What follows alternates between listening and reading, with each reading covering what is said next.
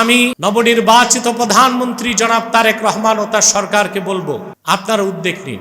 আপনারা ইসলামী মূল্যবোধে বিশ্বাসী, ইসলামের মৌলিক বিশ্বাস যারা অস্বীকার করে সেই কাদিয়ানীদেরকে অমুসলিম ঘোষণার দাবি আদায় করা বিএনপির জন্য নৈতিক দায়িত্ব, সাংগঠনিক দায়িত্ব। কারণ যেহেতু বিএনপি ইসলামী মূল্যবোধে বিশ্বাসী সরকার, ইসলামের দৃষ্টিতে তো নিঃসন্দেহে কাদিয়ানীরা কাফের। প্রচলিত গণতন্ত্র সংবিধান, প্রচলিত ধর্মনিরপেক্ষতার দৃষ্টিকোণ থেকেও যেই রাষ্ট্র ক্ষমতায় যাবে তার উপর নৈতিক দায়িত্ব হচ্ছে কাদিয়ানীদেরকে অমুসলিম ঘোষণার দাবি রাষ্ট্রীয়ভাবে আদায় করা।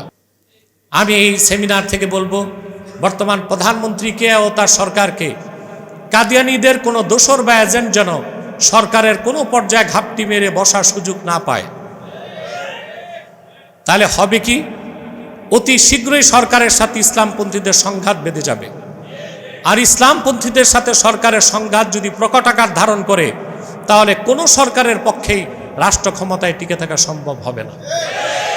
এই দিকটি সরকারকে খেয়াল রাখতে হবে। জনাব তারেক রহমান সহ অধিকাংশ পার্লামেন্ট মেম্বার, মন্ত্রী সকলে এটা বিশ্বাস করে কাদিয়ানীরা কাফের। তো দাবি আদায় করতে বাধা কোথায়? এই প্রশ্ন করলে বলে বিদেশিদের চাপ আছে। আদতেই জনগণ যখন ঐক্যবদ্ধ হয়ে যায়, বিদেশের কোনো চাপ থাকে না। জনগণ যেটা চায় সেটা আদায় করে ছাড়ে। কাদিয়ানী সম্প্রদায় মানুষকে ধোঁকা দিচ্ছে। বাংলাদেশের সংবিধানে উল্লেখ আছে সংখ্যালঘুদের ধর্মীয় অধিকার রক্ষা করা হবে। তো সংখ্যালঘুকে তো আগে সংখ্যালঘু ঘোষণা দিতে হবে। হিন্দু, বৌদ্ধ, খ্রিস্টান তারা সংখ্যালঘু, তারা তাদের ধর্ম পালন করবে, আমাদের পক্ষ থেকে বাধা নাই। কিন্তু কাদিয়ানী সম্প্রদায় ইহুদি খ্রিস্টানের চেয়ে নিকৃষ্ট কাফের।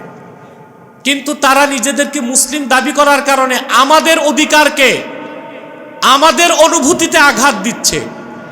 তাহলে যারাই বাংলাদেশের রাষ্ট্র ক্ষমতায় আসে তাদের দায়িত্ব শুধু অমুসলিম সংখ্যালঘুদের ধর্মীয় অধিকার রক্ষা করা। আর যে মুসলমানের ভোটে ক্ষমতায় যায়, সে মুসলমানের অনুভূতিতে আঘাত লাগে, সেটা দেখার দায়িত্ব কি কোনো সরকারের নাই?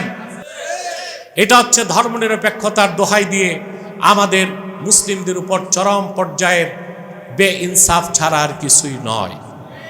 যে দেশের স্বাধীনতা মুসলমানের কারণে, মুসলিম সংখ্যাগরিষ্ঠতার কারণেই যে দেশ স্বাধীন রাষ্ট্র হিসেবে বিশ্বমানচিত্রে অস্তিত্ব লাভ করেছে, সে দেশে মুসলমানদের মৌলিক দাবি যদি আদায় করা না হয়, সেই বাংলাদেশ কোনোদিন প্রকৃত স্বাধীন রাষ্ট্র হতে পারে না। আর বাংলাদেশে যতই সংস্কার হোক, সরকার বদল হোক, বাংলাদেশ তার কাঙ্ক্ষিত সফলতা ও সমৃদ্ধিতে পৌঁছতে পারে না। কাদিয়ানীরা নিজেদের নাম পরিবর্তন করে করে মিথ্যা পরিচয় দেয়। কখনো নিজেদের পরিচয় দেয় আহমদী জামাত, কখনো বলে আহমদিয়া জামাত, কখনো বলে আহমদী সম্প্রদায়, কখনো বলে আহমদিয়া সম্প্রদায়, কখনো বলে আহমদী মুসলিম জামাত, কখনো বলে আহমদিয়া মুসলিম জামাত। সাবধান, কাদিয়ানীদেরকে আহমদী বলা যাবে না। আমাদের দেশে কিছু মৌলবী সাহেব, বক্তা, নাদান আছে, তারা কাদিয়ানীদেরকে আহমদী জামাত বলে। এটা তাদেরও মূর্খতা। কারণ কাদিয়ানের কাজ্জাব নাম ছিল মির্জা গোলাম আহমদ কাদিয়ানী। আমরা বলি সে কাফের ছিল, আর কাফের কখনো গোলাম আহমদ এর গোলাম হতে পারে না। কাদিয়ানী ছিল কুখ্যাত শয়তানের গোলাম। অতএব কাদিয়ানীদের নাম হবে হয় কাদিয়ানী নয় গোলামি জামাত। তাদেরকে আহমদী বলার কোনো সুযোগ নাই। তারা নাম পরিবর্তন করে করে মিথ্যা পরিচয় দিয়ে মানুষকে ধোঁকা দেয়। সুস্পষ্টভাবে মনে রাখবেন, তারা আহমদী জামাত নয়, আহমদিয়া জামাত নয়, আহমদী সম্প্রদায় নয়, আহমদিয়া সম্প্রদায় নয়, আহমদী মুসলিম জামাত নয়, আহমদিয়া মুসলিম জামাত নয়। নিঃসন্দেহে তারা শয়তানি জামাত, কুখ্যাত। আমাদের সকল দলের মুসলমানের একটাই দাবি, অনতি বিলম্বে স্বাধীন বাংলায় শয়তান কাদিয়ানীদেরকে রাষ্ট্রীয়ভাবে অমুসলিম ঘোষণা করতেই হবে। এই দাবি আদায়ের জন্যে আমার স্নেহের মৌলানা মুফতি মঞ্জুর হোসেন বলেছে, সরওয়ার্দী উদ্যানে দুই একটা সমাবেশ করলেই হবে না, বরং আমাদের মৌলিক দাবিগুলো আদায়ে আমাদেরকে আরেকটি বিপ্লবের ডাক দিতে হবে।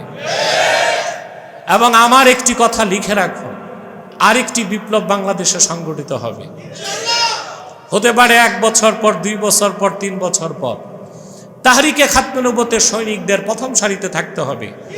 সেই বিপ্লব যদি সফল হয়, আমরা আমাদের দাবি নিজেরাই আদায় করব।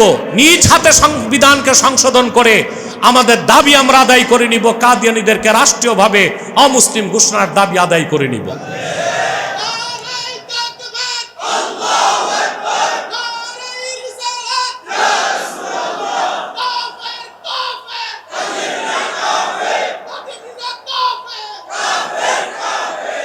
প্রিয় সুধী, ইসলামের দৃষ্টিতে তো নিঃসন্দেহে কাদিয়ানীরা কাফের। প্রচলিত গণতন্ত্র সংবিধান, প্রচলিত ধর্মনিরপেক্ষতার দৃষ্টিকোণ থেকেও যেই রাষ্ট্র ক্ষমতায় যাবে তার উপর নৈতিক দায়িত্ব হচ্ছে কাদিয়ানীদেরকে অমুসলিম ঘোষণার দাবি রাষ্ট্রীয়ভাবে আদায় করা। কিন্তু আমরা কোনো গভর্নমেন্টকে শোনাতে পারি না। বর্তমান গভর্নমেন্ট যারা ক্ষমতায় এসেছেন, জনাব তারেক রহমান সহ অধিকাংশ পার্লামেন্ট মেম্বার, মন্ত্রী সকলে এটা বিশ্বাস করে কাদিয়ানীরা কাফের, অমুসলিম। তো দাবি আদায় করতে বাধা কোথায়? এই প্রশ্ন করলে বলে বিদেশিদের চাপ আছে। আদতেই জনগণ যখন ঐক্যবদ্ধ হয়ে যায়, বিদেশের কোনো চাপ থাকে না। জনগণ যেটা চায় সেটা আদায় করে ছাড়ে। আমি নবনির্বাচিত প্রধানমন্ত্রী জনাব তারেক রহমান ও তার সরকারকে বলবো, আপনারা উদ্যোগ নিন। আপনারা ইসলামী মূল্যবোধে বিশ্বাসী। ইসলামের মৌলিক বিশ্বাস যারা অস্বীকার করে, সেই কাদিয়ানীদেরকে অমুসলিম ঘোষণার দাবি আদায় করা বিএনপির জন্য নৈতিক দায়িত্ব, সাংগঠনিক দায়িত্ব। কারণ যেহেতু বিএনপি ইসলামী মূল্যবোধে বিশ্বাসী সরকার, আমি এই সেমিনার থেকে বলবো বর্তমান প্রধানমন্ত্রীকে ও তার সরকারকে, কাদিয়ানীদের কোনো দোসর বা এজেন্ট যেন সরকারের কোনো পর্যায়ে ঘাপটি মেরে বসার সুযোগ না পায়। তাহলে হবে কি, অতি শীঘ্রই সরকারের সাথে ইসলামপন্থীদের সংঘাত বেঁধে যাবে।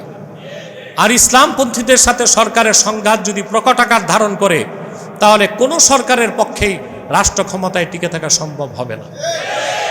এই দিকটি সরকারকে খেয়াল রাখতে হবে। দেখুন, আপনি রাসূলুল্লাহ সাল্লাল্লাহু আলাইহি সাল্লামের নূরের জামানার পরপর সিদ্দিক আকবর রাদিয়াল্লাহু তাআলা আনহুর জামানায় ইয়ামানের ইয়ামামায় কুখ্যাত মুসাইলামাতুল কাজ্জাব যখন মিথ্যা নবুয়তের দাবি করেছিল, সিদ্দিক আকবর রাদিয়াল্লাহু তাআলা আনহুর নির্দেশে প্রায় 30,000 সাহাবী, তাদের মধ্যে অনেক তাবিও ছিলেন, যুদ্ধে অংশগ্রহণ করেছিলেন। সে একদিনের যুদ্ধে মিথ্যা নবুয়তের দাবিদার মুসাইলামাকে হত্যা করতে যেয়ে সাহাবী ও তাবি মিলে শাহাদাতের সংখ্যা ছিল 2400-র বেশি। তার মধ্যে হাফেজে কোরআন সাহাবী ছিলেন 700। তারপরে মুসাইলামা নিহত হয়ে জাহান্নামে যায়। এর থেকেই তো উপলব্ধি করা যায় যে খাতমে নবুয়তের আন্দোলন সবচেয়ে বড় আন্দোলন, খাতমে নবুয়তের জিহাদ সবচেয়ে বড় জিহাদ। যুগে যুগে যখনই মিথ্যা নবুয়তের দাবিদারদের প্রাদুর্ভাব ঘটেছে, উম্মতের মুসলমান মিটিং মিছিল করে নাই, মিথ্যা নবুয়তের দাবিদারদের ফায়সালা করেছে তরবারি দিয়ে। আমার আল্লাহ নূর নবীজি আমার মুহাম্মদ মুস্তাফা সাল্লাল্লাহু আলাইহি সাল্লাম ইসলাম ও কোরআনের হাজার হাজার বছর পরে ইংরেজ আমলে এক মিথ্যা নবুয়তের দাবি করে। সেটা ছিল ইংরেজদের সন্তান 5 আটা গোলাম, কাদিয়ানের মির্জা গোলাম শয়তান কাদিয়ানী। ইংরেজরা এই শয়তানকে মিথ্যা নবুয়তের দাবি করিয়েছিল কি জন্যে? এই ঘোষণা করেছিল যে 1857 সালে কোরআন শরীফ বাজেয়াপ্ত হয়ে গেছে। সজরে বলুন নাউজুবিল্লাহ। কাদিয়ানের কাজ্জাব সে প্রচার করেছিল বর্তমান যুগে জিহাদের কোনো প্রয়োজন নাই, এবং ইংরেজদের 5 আটা গোলাম কাদিয়ানের কাজ্জাব মির্জা গোলাম কাদিয়ানী প্রচার করেছিল যে ইংরেজদের আনুগত্যকে গ্রহণ করা ফরজ, তাদের বিরোধিতা করা কুফরি। ইংরেজদের গোলামি করার জন্যেই মির্জা গোলাম শয়তান কাদিয়ানীকে ইংরেজরা ফিতনা ছড়াবার জন্য তৈরি করেছিল। প্রিয় ভাইরা, সে যুগে ওলামায়ে দেওবান, বিশেষ করে হযরত আনোয়ার শাহ কাশ্মীরি রহমতুল্লাহ, আতাউল্লাহ শাহ বুখারী সহ দুনিয়ার সমস্ত আলেম ফতুয়া দিয়েছিল মির্জা গোলাম শয়তান কাদিয়ানী নিঃসন্দেহে মিথ্যানুবতের দাবিদার এবং কাফের। কিন্তু তার রক্ষক ছিল ইংরেজরা, সেজন্য মুসলমানকে আন্দোলন করতে হয়েছে, প্রতিবাদ করতে হয়েছে। কিন্তু আপনি শুনলে আশ্চর্য হবেন যে মুসলমানের কিছু করতে হয় নাই, আল্লাহর গজবেই মির্জা গোলাম কাদিয়ানী 1908 সালে ধ্বংস হয়ে জাহান্নামের কুখ্যাত কুকুরে পরিণত হয়েছে, তার অনুসারীরাও ধ্বংস হয়েছে। কিন্তু কুখ্যাত কাদিয়ানীদের কিছু জীবাণু, কিছু বীজ রয়ে গেছে, যারা ফিতনা ছড়িয়ে যাচ্ছে পৃথিবীর বিভিন্ন দেশে। তার মধ্যে সবচেয়ে বেশি তাদের ফিতনা ভয়াবহ রূপ ধারণ করেছে বাংলাদেশে, যে বাংলাদেশ দ্বিতীয় বৃহত্তম মুসলিম দেশ বলে গণ্য হয়। সেই দেশে পৃথিবীর 18টি মুসলিম রাষ্ট্রে সাংবিধানিকভাবে সিদ্ধান্ত নিয়েছে কাদিয়ানীরা কাফের এবং অমুসলিম। কিন্তু দ্বিতীয় বৃহত্তম মুসলিম দেশ বলে দাবিদার বাংলাদেশে সুদীর্ঘ 50 বছরেও কাদিয়ানীদেরকে অমুসলিম ঘোষণার দাবি আদায় করা সম্ভব হয়নি। এটা আমাদের বাংলাদেশি মুসলমানদের, আমি মনে করি, চরম পর্যায়ের খেয়ানত, দায়িত্ব কর্তব্যে অবহেলা এবং আমাদের জন্য একটি লজ্জাকর বিষয়।